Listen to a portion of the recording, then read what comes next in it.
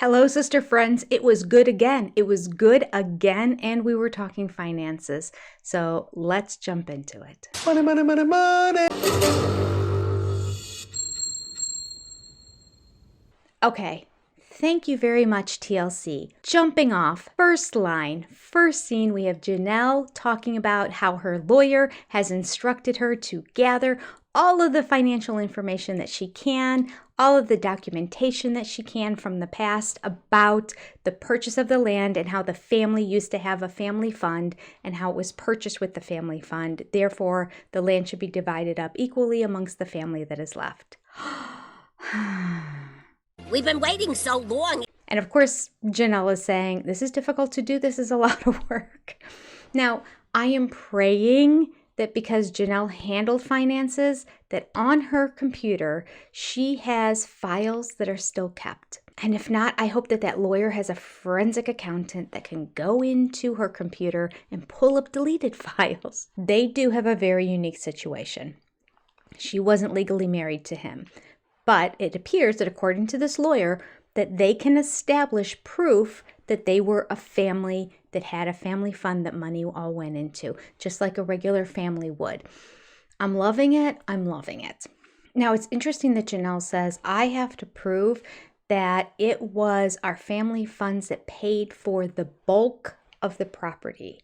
Because I'm going to have to prove that it was really kind of our joint funds that paid the bulk of the property. So I wonder if this little accusation that Cody keeps saying, I paid for part of that, I paid for that parcel, I paid for it. I wonder if maybe that's true, that came out. I mean, what else does Cody have to spend money on? Each wife took care of their own household and their kids. So his money only went to pay for himself and to give Robin extra spending money, so he could have had extra money to pay for one of the parcels if that's what they needed to do before the houses were sold in Las Vegas. So there may be some truth to his story. You cannot be on his side. So she's trying to prove that the bulk of it was paid for by family funds and therefore needs to be seen as dividing up now equally amongst what's left in the family. This is the first time we see Janelle admit she was bamboozled. I saw what was happening, but I trusted it would all work out in the end. And looking back now, I'm like, wow, I was really dumb. Why did I not insist that we were all titled on all the pieces? I just was too trusting, I guess. She even went as far as to say, I saw what was happening, but I didn't do anything. I've been so hard. I said this on Sunday night to the ladies when we were watching it live. I've been so hard on Mary for putting her head in the sand for all this time. But really, Janelle has done the same thing. And Janelle had access to the books, so she could see how Cody was not being fair with the money. And she still thought, in the end, he'll be fair. How? Why? How? Why? How? Why? I have so many questions! What about this man is fair? We don't see him as fair, but the whole time, Mary and Janelle saw him as being fair. So I have to be fair. I think Mary's personality being a little bit more abrasive, especially in the past, not as much right now, but definitely in the past. And Janelle's personality, especially in the past, being very reserved and quiet, makes me not want to come down on Janelle as hard. But I got to be fair. Both of them are wrong. Sad but true. Mary should have spoken up about the marriage situation and the finances, and Janelle should definitely have spoken up about the finances. They let Cody get away with murder, and I'm hoping that lawyers can now straighten it out. And Janelle points out that she doesn't understand why she didn't insist everybody's name was on all the parcels. Right? Yes, everybody's name should have just been on all the parcels. That would have made life easier. Instead, they just let Cody pick and choose whose names were on which made Robin's name end up on two of them and her get the bulk of the land. Are you shocked? With the exception of the fact that Cody put his name on all of them, which I think is unfair. But according to Janelle, she thought it was fair because he was the patriarch of the family and his name went on all the other properties as well, which I didn't realize. And I don't know why the land pieces were titled exactly the way they were. It made sense that Cody was on all of them because that's how we've kind of always done that because he's kind of the unifying factor. Well, let's think about that. I know that he had to take his name off of Christine's house in order to buy Robin's house because he had too much debt with the mortgage on Christine's house, which upset Christine at the time because she was happy that they bought it together. But you know what? I thought she said, shoot, I know he and Robin were together. I don't think his name was on any of the other properties now that I think about it. I guess I could go look it up. Somebody can just write it down below. I know his name was on the property with Robin in Vegas, for sure. Logically, it would have been on Mary's too, because at the time that they bought them, he was married to Mary.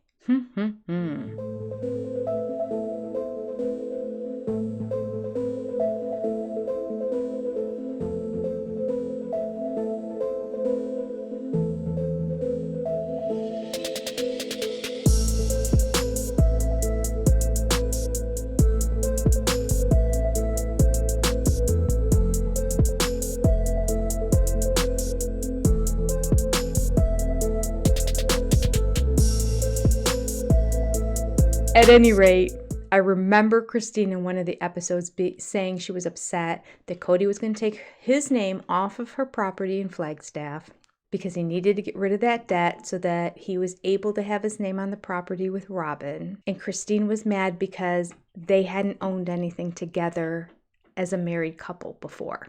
All right, we cut to the scene of Christine and David. They are on the road on their way down to the rental property that they bought, or to the condo that they bought that they're going to turn into a rental property. They have the U-Haul with all the furniture. They have a cute little banter. The two of them just get along so easily. It's just fun to listen to them. Years ago, I would talk about wanting to get an Airbnb and theme each room. I want a shrimp room. Everything's shrimp in there.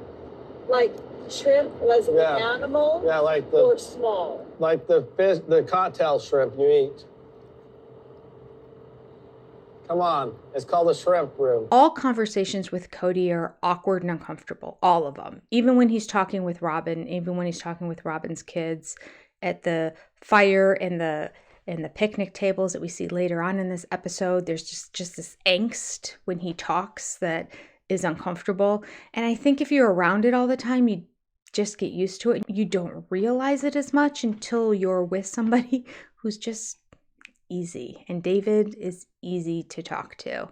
So it's delightful to listen to them chat. He says he wants a shrimp room. Christine's like, okay. But then's like, do you really want the one room to be a shrimp room? It will be a shrimp room. Don't do that. She says she wants a giraffe room. You thought that I would think you were kidding and shut it down, huh? Yeah, I thought so. I support you, babe. Maybe also a giraffe room. Giraffes are my favorite animal because they're awkward and graceful at the same time. Going on safari. Safari. By the end of the episode, all the stuff they brought down completely filled the furniture and decorated the entire place. So they still kept referring to them as a shrimp room and the giraffe room. I don't think that's really a great idea. But anyway, I don't know that that's a universal theme that people get excited about when they're going to a rental. That's just my opinion. Maybe people love shrimp rooms. You're just a hater. Personally, don't like shrimp that much myself. I mean, it's all right. I might have one if it's out at a party. Shrimp cocktail. Just not my thing. Bottom dwelling fish. Don't really like them. Lobster, shrimp, crabs. None of them. I like the fish that swim above. Salmon, cod. That's my fish. Okay, you don't care. Let's move on. Christine reflects back on this drive on the last time they were going down this road. It was the same road that they took to go down to Vegas when they were leaving Lehi, Utah in the middle of the night, escaping from the police. The whole storyline that nobody buys. I'm realizing that we're on the same road when our family in a panic had to move from the state of Utah. You didn't have to. If we needed a sign from God that we weren't supposed to move, we would have received it about 10 times during that move. There were signs. Lots of them. Signs. From God. From the kids. The viewer. the cars kept breaking down, breaking down, breaking down. She said it was that the road was full of potholes and they just kept hitting potholes and blowing a wheel. And it's true. You can pop a wheel on a bad pothole if you're going really fast. However, I don't know, if your tires are well inflated and they're not old and balding, they're less likely. The attention to car maintenance that we've seen Cody do on this show would lead me to believe the tires were probably bald, and that's why the tires kept popping. So we cut to a scene of Cody taking Robin and the kids out to Coyote Pass to paint the picnic tables that Robin's dad gave them, which is interesting because there used to only be one there. So I wonder if Christine's backyard may have had one. Maybe Mary's backyard had one. Because there are now 3 picnic tables and they were all made by Robin's dad. So they're precious to her because her father has since passed. And I guess they were painted in the past as opposed to being stained. So they're repainting them because they haven't been painted in a while. These are one of those project scenes that they create for Robin and the kids to show on the show because they don't do anything else. I don't know. I don't know. I don't know why they feel very trite and contrived when it's Robin and her family. I'm trying to figure it out. But at any rate, a very interesting line comes out from Cody. What does Cody say? I wrote it down here. He said, "I'm not here teaching the kids how to do this. I'm using their labor to get it done." I'm not necessarily teaching the kids how to do this. I'm just using their labor to get it done. I said at night earlier when we were watching it together, I'm like, that was supposed to be your inside voice, Cody. Not out loud. I don't want to teach these kids anything. I don't even want them to be here, but I need to get this done and I need cheap labor and they're free. So these tables are a really big deal because Robin's dad made them. And these are a connection for Robin to Grandpa Paul. But I don't care about them. I don't believe these 3 tables, I don't think they've ever been repainted. Well, as one could expect, Ari got paint everywhere. On her clothes, on her arms, on her face. She just had it everywhere. Although we did not see any instructions being given to her about how to protect herself or what not to do. The last thing I want to do is teach. So there's that side of it too. So we find out in this little scene that Robin's stepdad, essentially the dad that married Alice, her mom, the one that we see on the show at all the birth scenes, videotaping her births, I find a little creepy. He's not up by her head. He's down by her feet. It's odd. It's odd. You were very close. Okay, maybe I'm a prude. Fine. At any rate, she shares with us for the first time in 15 years that her dad, she referred to as Uncle Paul before he was dad. What? Now, he wasn't biologically her uncle, but he was friends of her mom's back before they got married. So Robin shares a story. Uncle Paul's wife came to Robin's mom, Alice, one day and said, "Don't you think Paul would make a great husband?" And Alice said yes, and thus joined the family. It's like a fucking fairy tale or something. I don't know why I don't believe that story at all. I don't believe it at all. One, because we know that Robin has lied so many times over the years that her word is worth nothing. But they never all lived together. They didn't even live in the same state. Alice never bothered to move down to Vegas with them. She stayed in St. George. I don't know. There seemed to be animosity between the wives. That whole flowery story of, doesn't Paul seem lovely? Come join our family. I'm just not buying it. Maybe it's me being facetious. Maybe it's me just not liking Robin. I don't know. Tell me what you think. But now we have Uncle Dad. So I'm not going to call him Stepdaddy anymore. He's not Bio Daddy. Bio Daddy's been out of the picture for a long time. We have Uncle Daddy. Now it's very clear who we're talking about. Uncle Daddy. He was uncle. He's now daddy. Uncle Daddy. I mean, don't we all have an Uncle Daddy? I have 2. Cody said that he liked Uncle Daddy. Cody said, "I enjoyed my time with him in his company." Is that what he said? Wait, I gotta play it. I'm pretty sure he said, "I enjoyed my time with him in his company." He said, "I enjoyed my time in his company." English cannot be this man's first language. The way he puts words together. Shocking. I enjoyed my time in his company. Adjacent. Okay. Oh, sure enough, I'm watching a little bit of the episode. And yes, we did not see any instruction going to Ari about this is how you do it. This is how you stay safe. This is how you keep the paint from going on you.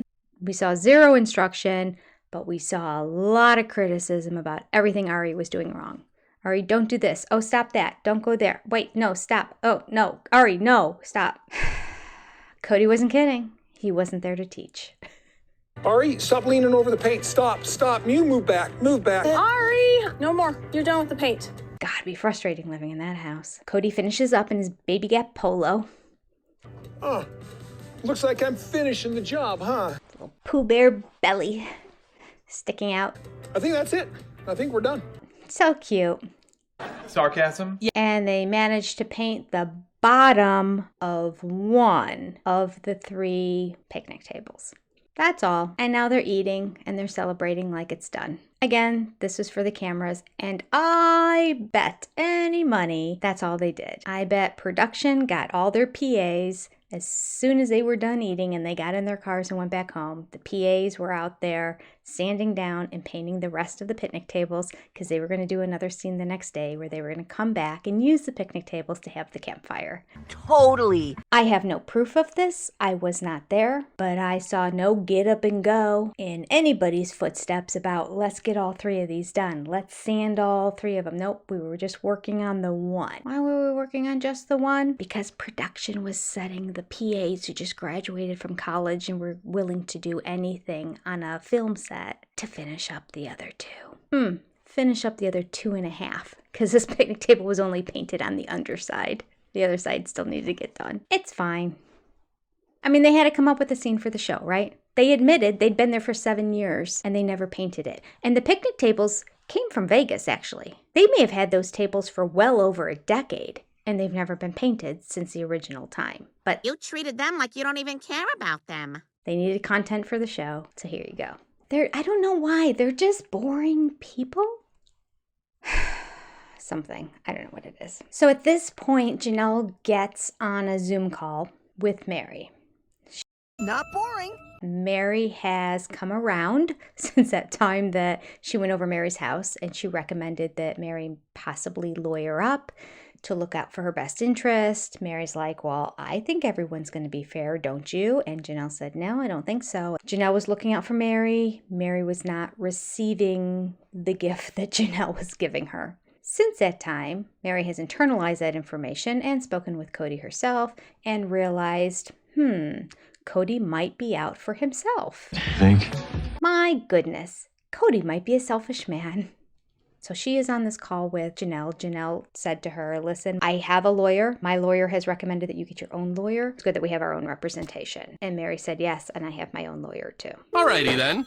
Mary did share in this little segment. Part of the problem is they each have their own idea of what they want to do with the land, but they're not really communicating with each other because nobody trusts each other. And I'm not sure I find that to be true, especially with the fact that Janelle went out of her way to go to Mary, who she wasn't close with at all, and say, you need to protect yourself. Janelle didn't have to do that. So Janelle wasn't looking just out for herself. She's looking out for Mary. I'm not sure if Mary's still seeing that.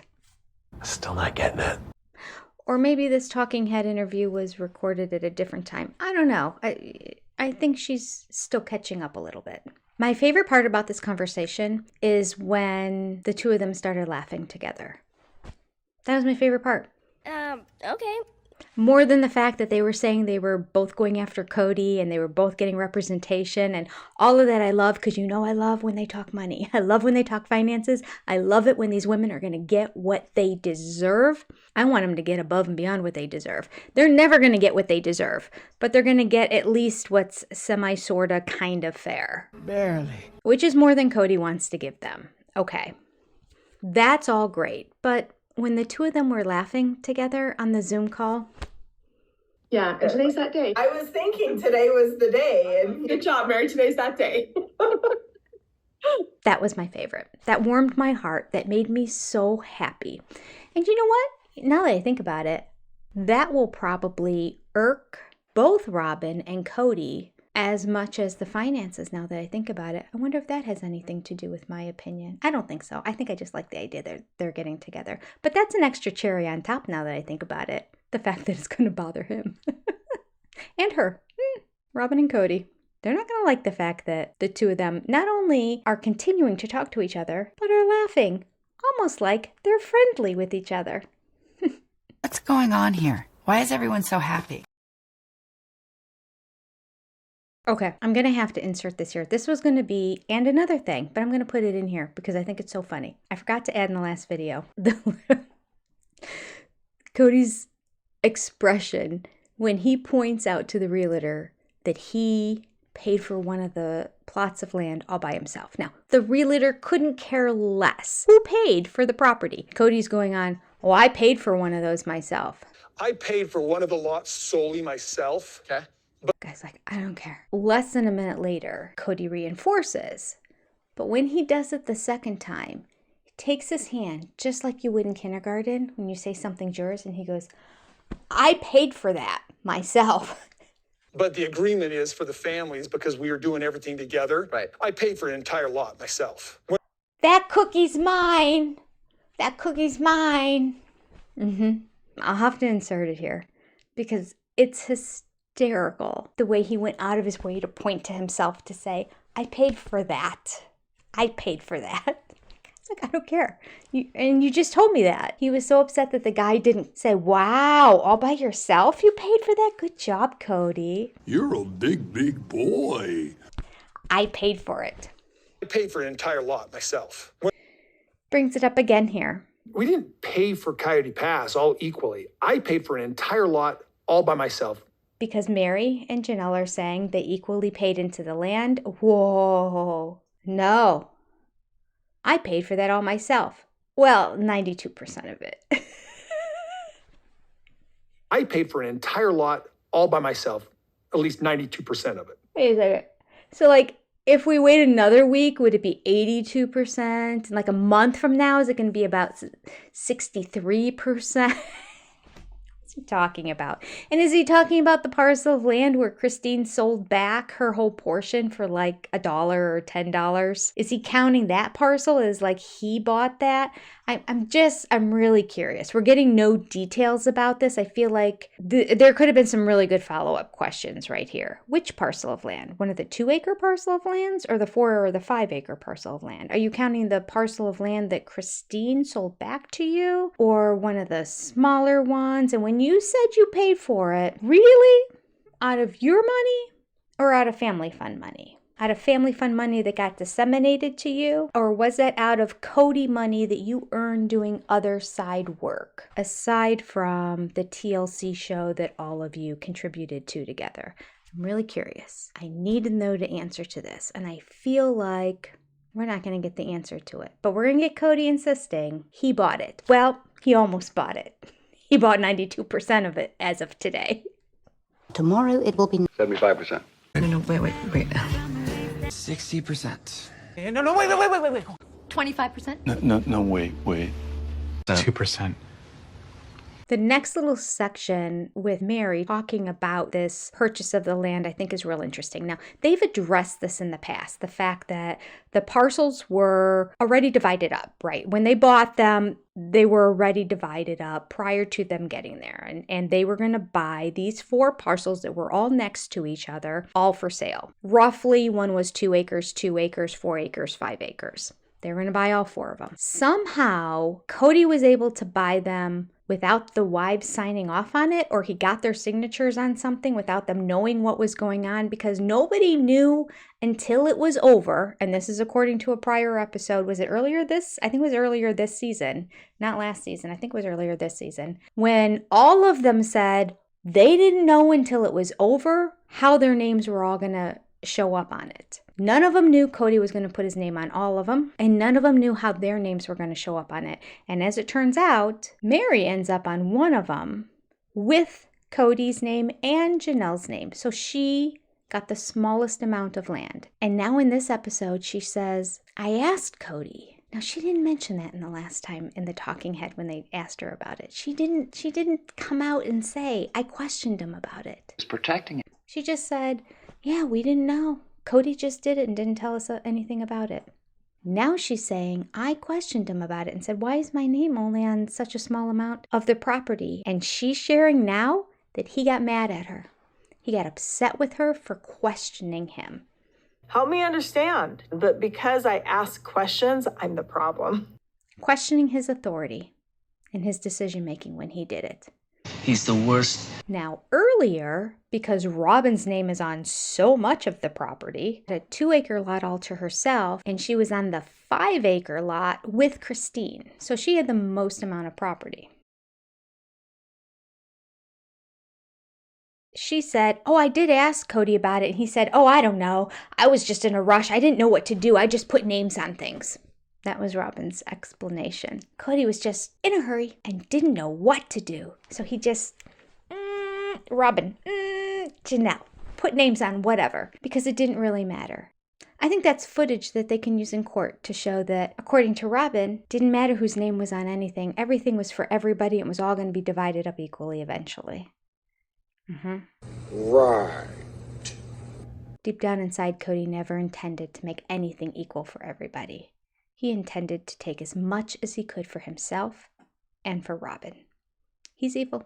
And even sadder than that is Mary admitting that she has seen for decades this pattern of behavior from Cody. And she has continued to look the other way because she believed the best in him. Why?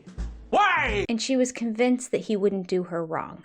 But now she's starting to question, what were your intentions all the way back when we had the legal divorce? It is easy to go to, oh, did you have this plan ahead of time when we decided to do a legal divorce back in 2014? Because of things that he has said since then, it makes me wonder. I didn't think that Cody was capable of something like that. The legal divorce that Mary is now sharing, they had been talking about for a long time before it happened, as opposed to Cody's narrative that it was all Mary's idea and that she approached them and, oh, how surprised they were. What a lovely gesture. And Mary's admitting that throughout the years, people would say to her, I think Cody's doing this. I think Cody's thinking this. And she would say, no, he wouldn't do that. But she admits now that there was a part of her brain that was thinking, or is he thinking that? When people suggest that to me, I'm like, no, I don't think that was the case. And then part of me is like, oh, but wait, maybe. But then she just dismissed it and moved on. She chose to believe in the man. Why? It's an admirable quality. She really was loyal to a fault. Loyal to a fault. To a fault. Which makes it so ironic when he comes back and gets upset with her at the end of last season and says, well, Mary was never loyal. Just like, there is no better definition of loyal than Mary Brown in this situation. Janelle has a really good point, and that is, it is possible Cody could be going ahead and selling out from underneath them the property that has his name and Robin's name on it. There are 2 parcels. The one that used to have Christine's name on it now has just Cody's and Robin's name on it. And then there's another parcel, not connected to each other, but there is another parcel there that has Cody's and Robin's name on it. And it would be a rotten thing to do. And she admits it would be a rotten thing to do. And because this communication is so, lacking, she's concerned that this might be happening. The man would just communicate with her. I know he doesn't want to make a decision. He keeps saying, I don't know what to do. But he needs to just keep telling them, I don't know what to do. I'm still not sure. I still want to keep a part of it. I'm still, he just won't share any of those thoughts or feelings with these ladies. He's dumb. He won't communicate. It's a worst communicator. The worst. Okay, this next section gave me a visceral reaction when I watched it. I literally jumped when I heard it because of the way he was acting. I don't know why this man gets under my skin the way he does. There are certain times he puts me over the edge, and this is one of those times. That little creepy thing in the last episode, that was one of the times. This sentence is another one. So he goes back to the mantra of selling this property is doing them a favor, even though a little bit ago he admitted, or is it later on in the episode? At some point in this episode, he admits by dragging his feet, he knows it's not fair to the other ladies. But like right here in this moment, he's saying, I know I'm not moving on anything, but my goodness, I've got things to do and I'm going to keep doing favors for you. Why don't you do it? Again, they can't. His name is on the property. They can't list it and sell it without him, not the parcels with their name on, and nor do they want to. They want to sell the whole thing as one big thing and divide up the money equally. They don't want to just sell their one parcel. But then again, even if they did, they can't. Cody's name is on it. So Cody's like, well, I don't understand. Why don't you just sell it? Acting like a child again. Reverting back to that childhood when he acts like a child. I want to smack him. I don't know why, but I do. I just want to smack. I never smacked my children. I never did. But I want to smack him. I'm going to have to include this clip because me reiterating what he said will not even begin to convey the arrogance and hubris that this man has when he says this. Okay. He has a smug voice when he's talking and he throws in ladies, meaning it in a demeaning way. And you know it's just also a way of like, because you're women, you stupid women. When he says ladies, ooh. This man makes me so angry because there's nothing bright about him, but he acts as if he's Einstein. Okay, let's watch it. I hope you're not eating. Here you go. I'm working on this. I'm not rushing, but I'm not your servant to boss around. You're wanting me to do something for you that you could do the footwork on, ladies. Ladies. I don't know why that one word right there made my hand go up and wind up. I want to just whack him. Oh, such a smart ass. I just want to come right back and say, I'll tell you why. Because they can't. You loser. You idiot. What are you, thick in the skull? They can't. Your name is on all of it. They can't do anything with the parcels that their name isn't on. You can initiate it because your name is on all of it. All they could do is initiate a little segment of it. They're not interested in selling their little segment. They're interested in selling all of Coyote Pass and dividing it up 4 ways. This is not rocket science, but somehow it is for you, Cody Brown. She's really mad. I'm sorry. Sometimes this man brings out the worst in me. This is one of those nights. This is one of those scenes. That little ladies put me over the edge. And I'm not that interested in doing it. Oh, you're not interested in doing it. So you want to take your toys and go home. You don't feel like playing. I got it. It's been 1.5 years, and you still don't feel like playing. Well, just wait another 1.5 years until you feel up to it, Cody. In the meantime, what? Are you expecting these other wives to continue to pay the taxes on this land so that you can continue to go there and do your 4-wheeling with Robin and watching the sunset and roast some marshmallows every now and then? It's not all your land. It's these women's land. They just want their money back. Figure it out, you fool.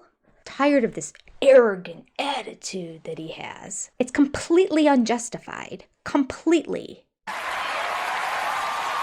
The fact he has strung these women along this long and then can pull up with this attitude? I am not here for it. I will not stand for it. Sorry. I feel bad for these women. I feel bad for his kids. Janelle points out all that really needs to happen at this point is that everybody's name needs to be on all the titles. That's what needs to happen. But she can't just walk into the title company and say, I want to put my name on these titles. Cody needs to put their names on the titles, or the other people on the property need to add the names on the titles. They can't include their names on the extra titles. But Janelle and Mary have both offered to do whatever they can to facilitate the process. Cody has not taken either of them up on it, but he'll still bitch and moan about it. Yes, he will. Such a child. Such a child. Janelle's frustrated by all this. She just says, I just want to get it done. It's the only thing that still ties me to Cody. The only thing I don't like about that line is the fact that she has a significant amount of money tied up in the house that he and Robin live in. I want her to get that money out too. I feel like there's more than tying her to Cody, more than just Coyote Pass. I really want her to get that money back as well. It's just fair. He has been dipping into the family fund and stealing money for years. The least they can do is give her back the money that she gave Robin to buy that house. That's the bare minimum. All right, we have another cut to Moab. David likes it. Christine's happy. They're all giddy. There's nothing else to say. Moving on. Kids from his side of the family, kids from her side of the family. Oh, there's more. Some of her sisters, cousins, I can't even remember. Lots of family members are there. And they're all going to help move all this furniture in and decorate. And I think in like 5 hours' time, they had the entire place furnished and decorated. It was kind of amazing. Now let's go back to Coyote Pass. So at Coyote Pass, Solomon asks if Cody is the only one who's going to be splitting the wood. Very interesting. And he said, no, after I get the fire started, you can. And then Brianna said, can I as well? And he doesn't say anything until Robin says, can't this cute girl learn how to as well? And then he said, well, after I get the fire started. We never see Solomon splitting the wood, but we do see him starting to teach Brianna how to swing an axe. It makes you wonder, would he have showed her if Robin wouldn't have stepped in and said, show her? Absolutely not. See, that's a man's job. I don't know. So Cody makes a point to say, the picnic tables look great, don't they, Robin? Which again makes me think that he didn't do them and they didn't do them. The production did them. The fact he went out of his way to say that. Tables look great, don't they, Robin? They look wonderful. I don't know. It's just me being facetious. But he does add, which reminds me, in his like deeper voice, I think every spring I have to remember to come out here and just put a coat on top of all of them.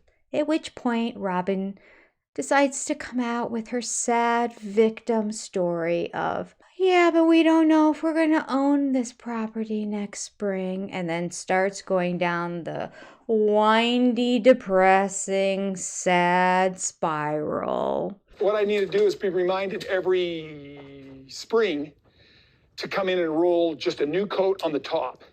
Yeah, but I don't know if we'll have this property next spring. And then apologizes for starting the windy, depressing, sad spiral of how sad it's going to be when they don't have the property anymore. She says dumb things like, I keep wondering if every time we come out here, if it's going to be the last time we're ever going to come out here.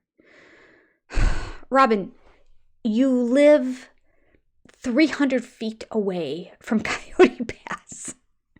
You can go anytime you want. You can go 4 times a day if you want to the property. They make it seem like it's 20 hours away and you can never get there. It's down the street. It's in walking distance. I keep wondering every time we're out here if this is the last time we're going to be out here. That's a kind of a hard thought. It's ridiculous. Ridiculous. I don't know. Every time I go, I think, is this the last time? Well, it's up to you, Robin. It's up to you. Is it the last time? Why do you wonder? It's like Dumb and Dumber in that family, and it's getting harder and harder to watch. It really is. I can't take them seriously half the time. This comment, I cannot take seriously. Hey everybody, this is halfway through the episode. I'm so glad you're here. Take this moment to hit the like button, the subscribe button, and the bell button. They all will benefit you as much as they benefit me. How could that possibly be true? And do be sure to leave a comment for me down below. Oh, one more thing. A couple of my favorite Amazon things are listed down below. Before you do your shopping, click on them first. It does benefit the channel and it costs you nothing. I appreciate you. Now let's get back to the show. So Cody is now saying, I'm thinking I want to keep part of the property with the pond on it. Okay, so the part with the pond would be the 5-acre lot. Well, they make it very clear that they cannot afford to keep the 5-acre lot. Isn't that interesting? So let me get this straight. Oh gosh. You believe we probably couldn't afford to just keep a property? We could afford it, but can we afford the other things we need to afford? Robin doesn't want to do that. She doesn't want to keep Coyote Pass because she admits here she'd have to give up something else. Ooh, what? Do we still have a nanny? We can't possibly still have a nanny. So that money's already gone. Shopping? What else does she need the money for? What does she have to give up?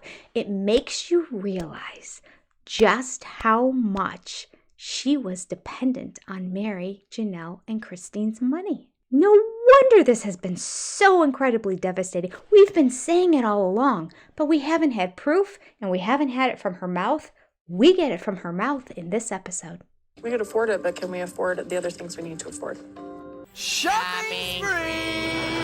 The Plathville marriage is over. The Plathville marriage, for those of you who haven't seen the previous videos, is the plural Robin marriage, where you come into a plural marriage, you move your way up to top wife, but you never work at all. You just take money from everybody. You become the favored wife, where you get all the amount of time you want from the husband. I don't know why you'd want time from Cody, but apparently she does. And you definitely get all the money you possibly want. And the other wives all work. How is no one stopping her? It's a great gig. Unethical, maybe? I mean, you can't blame her. She's a criminal mastermind. I would say she has it figured out. Miserable for everyone else in the family, but great for her. Well, poof, as she says, it's all blown up now. And basically the poof is not so much the family going as much as the money going. And now they can't even afford to keep one lot. How is that even possible? When there's 2 of them, how is that possible? That is crazy to me. And with the amount of money, aren't they making something like 40 grand a piece per episode? Like, I just can't even wrap my brain around it. Now, because we are getting close to the time of Garrison's death, I don't know where the show filming and the talking head interviews cross over in regard to that event. But there is a line that Cody says, which is, this property is literally the last time the entire family has been all together. And so I think that this is a reference to Garrison, and I feel like this interview may have been after his passing. And therefore, Cody's feelings about not wanting to sell a parcel of this land might possibly be because it would be his last connection to Garrison. This spot is literally the last place our family ever got everybody together. It was the last place. I don't know this for a fact. This is me just guessing. We're going to start heading into uncomfortable waters, people, right now. Sad, awkward, and very uncomfortable waters. And somebody pointed out when we were watching it live together tonight that the season finale, or that what they're calling mid-season finale, is next week. I don't think it's truly mid-season. I don't think there's going to be like 40 episodes. I heard there were 28 episodes. I think it might be post-Garrison. That's my opinion. Again, I don't have that for fact at all. But the timeline seems to be matching up with that. All right, just wanted to throw that out there. Let's get back on track now. But it's making the maybe wishy-washiness of selling the land make a little bit of sense. What makes no sense is the fact he has no money. Especially when they just paid it all off and they own it. And if they just keep one parcel, they should be getting some money back from Janelle and Mary from the sale of those other ones, because the one parcel they have does not equivalent half the land. So make it make sense.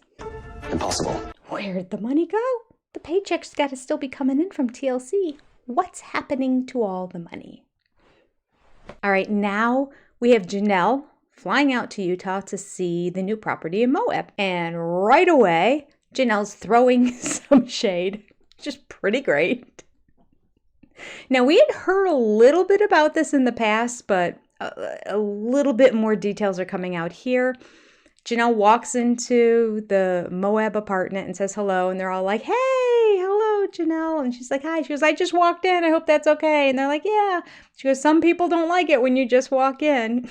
So right away, she was prepared to throw shade. And then they go into explaining. Janelle says when she joined the family, she was surprised that people would just walk into each other's houses, that it was because you were all considered one family. You just walked in at any time. Okay. She eventually adopted that philosophy and thought, okay, this is the way it is. I'm fine with it. And started to really embrace it and like it. Christine said she thought it was great. She always wanted an open door policy on her house. She loved it. People come one, come all, come whenever you want. Mi casa es su casa. And then it wasn't quite the same with Mary and Robin. Now, with Mary said, I wanted a knock as you were walking in, like a sort of an announcement knock. So you're walking in the door, so you knock and walk in at the same time. So there's like a little bit of noise as you're coming in to kind of like, let me know that you're coming in. To me, that kind of seems fair, actually. Robin claims she wants what was called an announcement knock because she would get startled if somebody were all of a sudden in her house. Well, you'd probably hear them before they were just suddenly behind you. So I can't really buy the excuse she's given. But when you listen to Christine's explanation of it, she says with Robin, there were all kinds of rules. You had to go over, you had to knock on the door, you had to wait until somebody came and answered the door for you, which is normal at most houses, but apparently not in polygamous families, not in the Brown family. But that was the rule for Robin's house. She was special. Probably to give Cody time to hide because he was claiming that he wasn't at Robin's house. He could get out the back door and run over and come in the back door to another wife's house. Or so that they wouldn't walk in and see the nanny feeding and doing homework and everything with the kids and then find out that Cody and Robin are just sleeping in bed or whatever. Ew! Anyway, that little story was shared with us, so thanks, Janelle. So now there's a little conversation about businesses again. I love it! And how the different women were starting different businesses. And Christine took a while to actually start her own as other women were starting theirs in the family. The interesting part about this, and this ties into the whole rental in Moab and how independent she was with it, yada, yada, yada, yada. But the interesting part about it was she said her whole time in her marriage, she put her blinders on and felt like she was pretty much instructed that your mom, that's what you're good at. That's where you need to channel your energy. And you could see in one of the meetings when she proposed having sister wife t-shirts, how Cody's like, oh, we don't want to diminish our brand with your frumpy t-shirts. Janelle says, well, I was going to do aprons. That's a great idea. Christine's like, okay, whatever. I'll stay in my lane. I'll just be the homemaker and the cook and do parties. So it was her going with Isabel, being completely independent, traveling to New York, taking care of Isabel, handling all the arrangements for that, being there, being gone for a month essentially, medically caring for her and getting her back, and then caring for her when she came back, that made her realize I am much more capable in life. I can travel, I can arrange things, I can do plans, I can move, I can take all the skills that I do as a mom and a homemaker, but I can branch them out much larger. There are skill sets that can be applied to other things. And that's when she realized I can move this into other jobs and eventually I can just move out. Cody has his decision to not go to Isabel's surgery to thank for Christine's springboard into leaving the family. This isn't the first time that she shared that, but it was the first time it really hit home and she explained why. More than just, I'm so frustrated with him because he's not showing care and concern for his kids, so I'm leaving. But the depth of, I really realized how strong I am. On top of the fact I realized how little care and concern he's showing for my kids. Therefore, I'm going to separate all of us from the situation and do what's best for my kids and for myself. All right. At the very end, we have a little bit more details on the family fund and how things work. And as we suspected, the way the bills were paid, the way the family fund was used, it has evolved over time, which just makes it that much more confusing because one will talk about it, probably about how things were back in the day, and then somebody else will talk about how it was in Flagstaff. Well, how it was when it was just the OG3 versus how it was in Flagstaff is night and day. And then there was a metamorphosis that happened kind of through the Vegas years. Well, originally, Janelle shares that really everything went together. They also would all weigh in on what are the most important bills that needed to be paid if they couldn't all be paid on a given month. Where should we focus our energies? And we did see one episode where she was paying bills out on the kitchen table and Cody came in and he was like, how are we doing? And she's like, well, I don't know. It's going to be tough this month. And he's like, are we going to be able to cover it? She's like, we'll cover it, but it's going to be tight. Makes you wonder how many times they were paying minimum balances on some of these credit cards, which is horrible to think of, right? And then in the last several years, this happened. When we all first started, there was kind of like this thing. We weighed in on what bills should be paid, how we were going to pay, who got priority. And then the last several years, Cody would just take out funds and I don't know what for. And the money was just being spent and lots of it. Huge. We knew it was happening. We saw her dripping in Tiffany jewelry, Rolex watches, designer purses, tacky but expensive art, and sculptures all over their house, covering their walls from top to bottom and every surface that there was. Where was all that money coming from?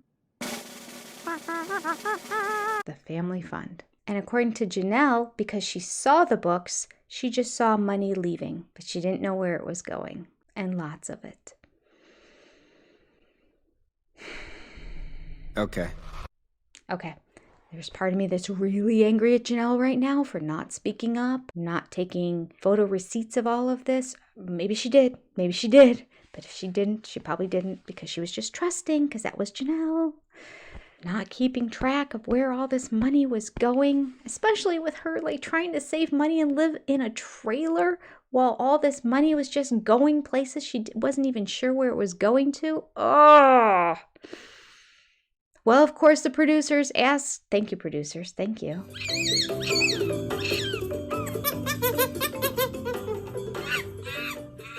They did ask Cody, where was money going? Janelle mentioned that these last few years, money was just disappearing in large sums of it. Where'd it go? Cody has a great explanation. Of course, he was putting it in college savings plans for the kids or IRAs in all the kids' names. Investing in the market, right? No. I was a father to 18. He was taking the money and dividing it up amongst the 18 kids. No, he wasn't. And a husband to more than just Janelle. Ooh, snarky response. That face. That just face you want to punch. Okay, moving on. So we had a lot of places that money needed to go that weren't always Janelle's business. Oh. See, here's the thing. Let me just say, if it was legit places that money had to go, there's no reason why it couldn't be Janelle's business. If somebody had tuition that had to be paid, why couldn't that be Janelle's business? It could be.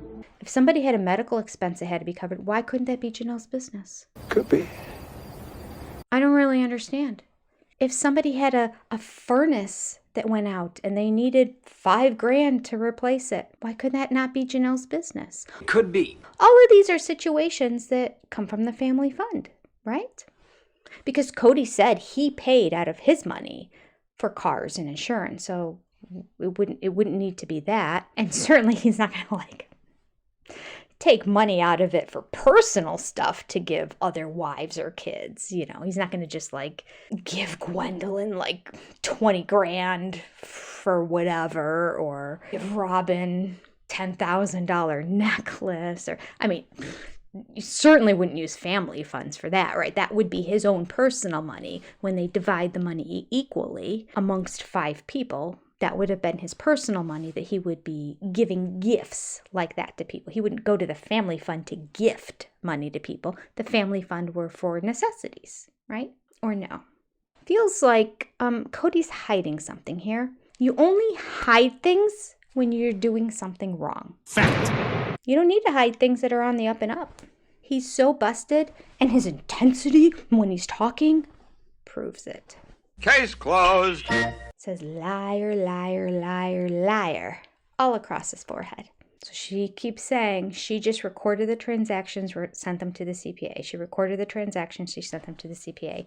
So by recording the transactions, she is saying something different from Cody. Cody's saying she paid the bills, which would make sense. She said she just recorded the transactions. Although we have seen on the episode, when was it? When they were in the rentals.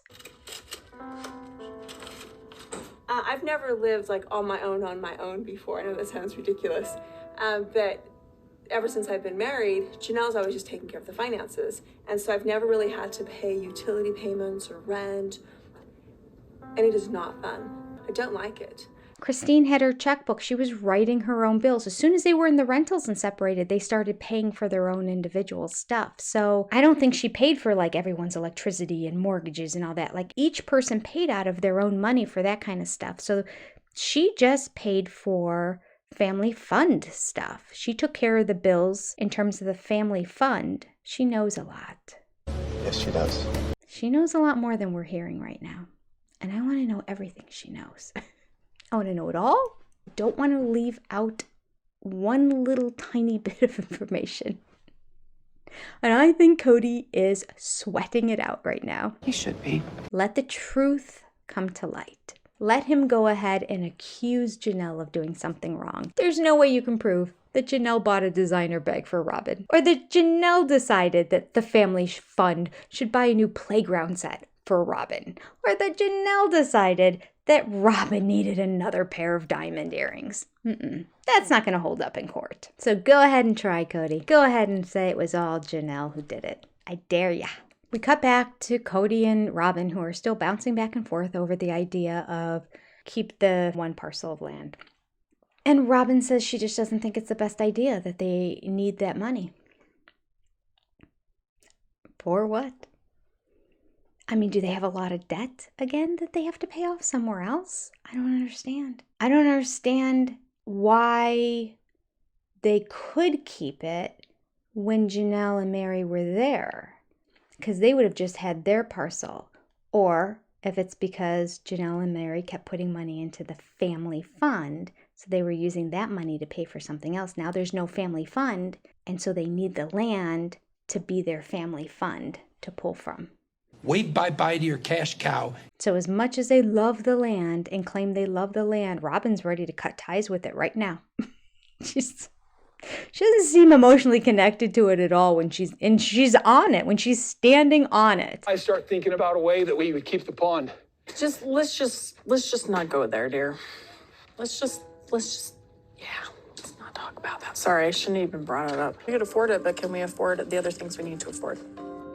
You know, she pulls out the crocodile fake tears, the crocodile fake tear face when she's in her interview things about how much she's going to miss the land. But she's standing there right on it with the picnic table made by Uncle Daddy. And she's like, yeah, I just don't see how we're able to keep this. No. We're going to have to give up something else. So I don't see how this is going to be possible. No, we're going to have to sell it. She doesn't seem to care one bit. It's wicked and it's cold-hearted. Shockingly, Cody seems to have a bigger heart over this whole situation. He seems more emotionally connected and really wants to hang on to that land. I don't know if that makes it a bigger heart, but he's more emotionally connected to the land. He cares about it more than she does. Okay, we have Cody making no sense. Surprise! He says that, first of all, let me step aside and say there's a little scene where they're skipping rocks in the pond that's starting to fill up. So what season are we in now? Because there was no water in there when he showed the property. Talk about TLC putting things out of sequence. I have no idea when they filmed this. None. This makes no sense. I don't think when they filmed this, he had the meeting with the realtor yet, to be honest with you. I really don't, especially from the way they were talking about it. I think the realtor meeting came after this shooting of this scene right here, which would make sense because then as it would have dried up in the summer months.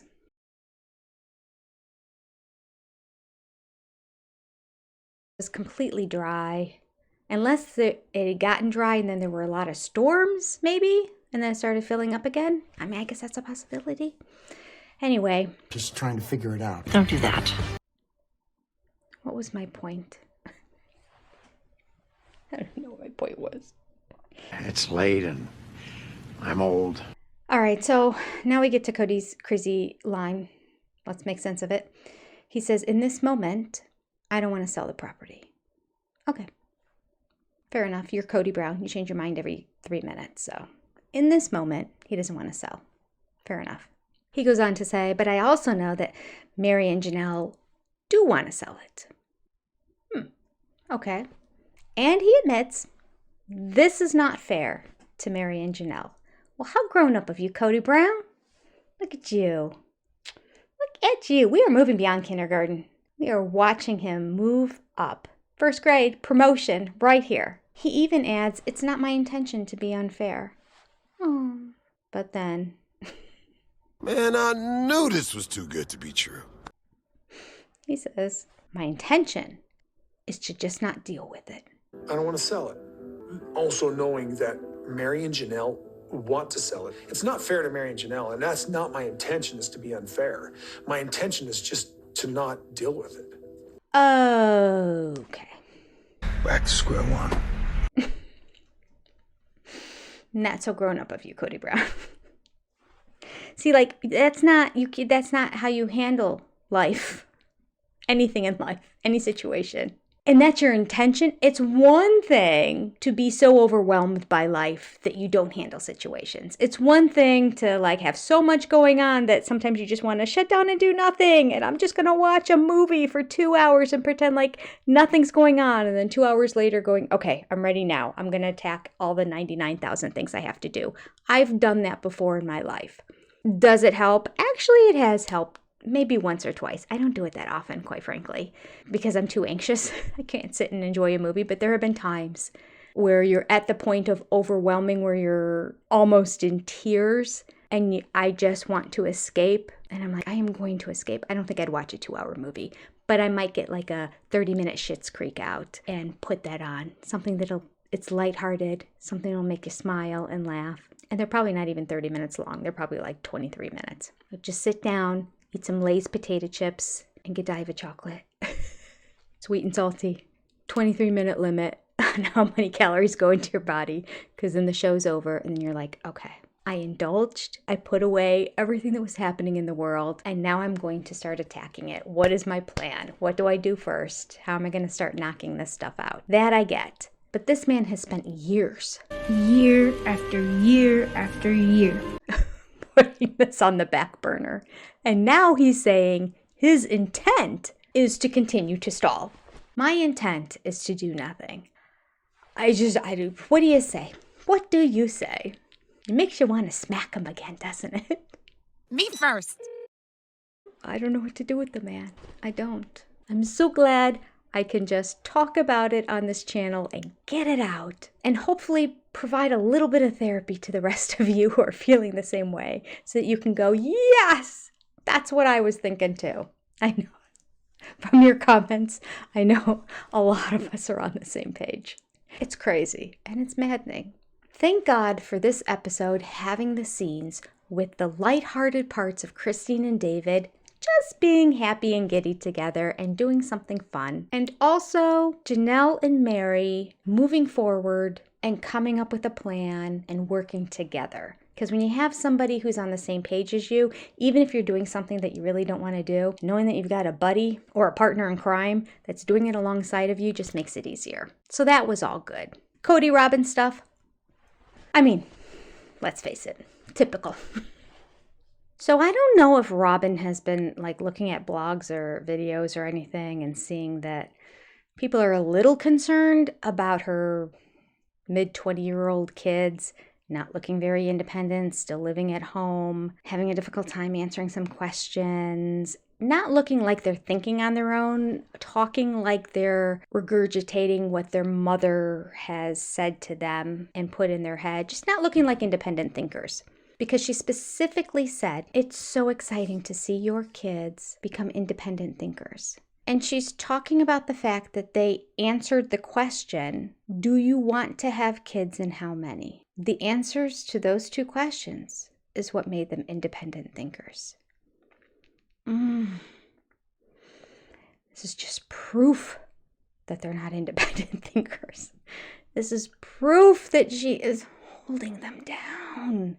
That is not how you foster an independent thinker. That is not like a why question. That is not a problem-solving kind of question. That is, how many kids do you want to... That is a question that you ask kids in elementary school. I remember as a young kid, I always said, I want to be a mommy. My mom used to always make fun. When people would say, what do you want to be when you grow up? I always said, I want to be a mommy. I want to be a mommy. She's like, I just... It's fine that she says she wants to be a mom. I just wish she would mention maybe getting married, having a partner to do it with. That was my mom being worried about me.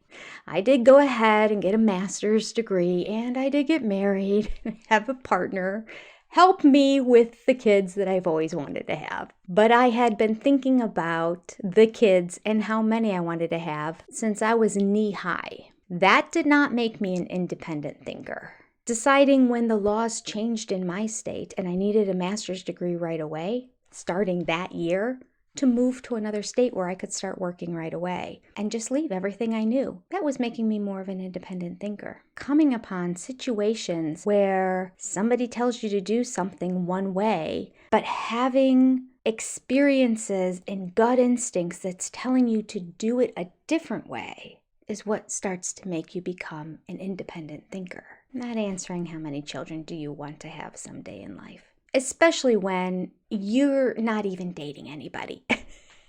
It's such a hypothetical.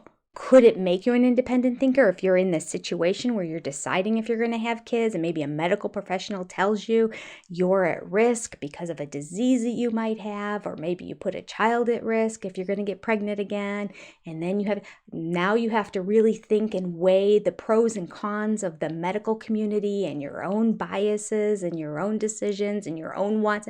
Then you have to really become an independent thinker, take in all the information, synthesize and make decisions. Okay, that's not where these girls are right now.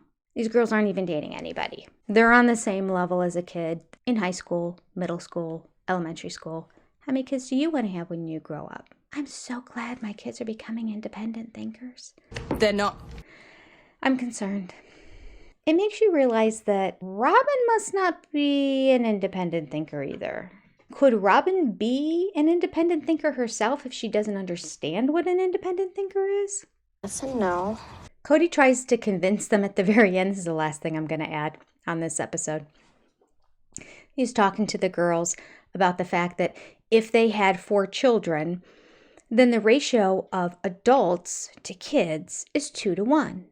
1 adult to every 2 children. Now in their family, they had 18 children with 5 adults. This is where it gets funny. So the ratio was 3.5 kids per adult. What? That's so freaking untrue.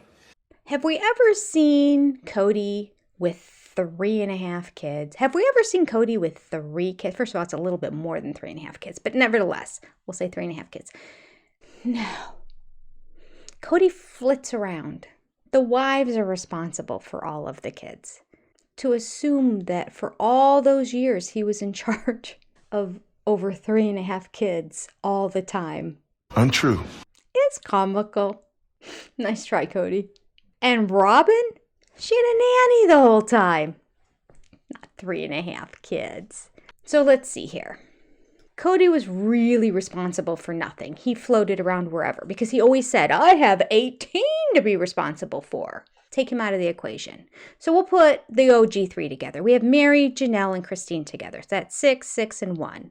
Divided by 3, that's between 4 and 4.5 kids. 4.3 kids per person. Cody has none. Of course. And then Robin has the nanny. So that would be 2.5. And quite frankly, Cody was always there. So really, in their household, it was 1.6 kids per person. But, I mean, who's counting?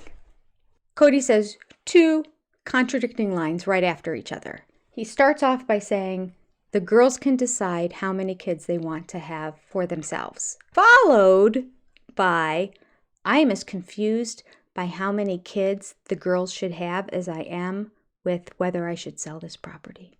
I'm like as mixed about how many kids that they should have as I am about this property. Wait, Cody, you don't get to decide how many kids your girls have. You don't get a vote. You don't get a say at all. You don't get to even weigh in. Not only is it not your decision, you don't get an opinion on how many children your children will birth. You don't. Not your business. Curse my irrational need to control women. It's kind of an end of summer. You know what? We should come out a couple more times. Yeah, we should. Anytime that we ought to try coming out, have a little fire. Agreed. It's going to be hard, though. I mean, I can see it from our house, but, it's going to take a good 3, maybe 4 minutes to walk there. I don't know if we're going to be able to get it in before the end of summer. I'm not sure. I mean, I know it's still summer. I know we're all in short sleeve shirts, so it's still some time before the snow hits. But, I mean, can we get in another? I don't know. This might be the last time, just like Robin said earlier. This could be the last time we're ever on this property. I don't know. Taught Brianna how to split wood. Ari and Saul are skipping rocks. Ariella is becoming a naturalist. I'm sorry. Ariella held a handful of dirt with worms in it. She's becoming a naturalist. Who knew? All kids between the ages of 2 and 7 are naturalists. And that's all she wrote. All right, another episode done. I will say there's a little part of me that feels bad. I mean, for a second, and then I'm over it. Because there's no way on God's green earth that they should not have enough money to keep a parcel of that land. All right, I'm over it. I was over it. 2 seconds. It lasted 2 seconds. It's gone. It's gone. Thank you for reminding me. So dumb. Why did I feel bad? Felt bad for him for a second. He was so sincere at the end about how he's going to be so sad about leaving it and the memories and everything. I'm like, oh yeah, that has been the millions of dollars these people have received and they don't have the money to keep one parcel of that land. Ugh. Zero sympathy. Next.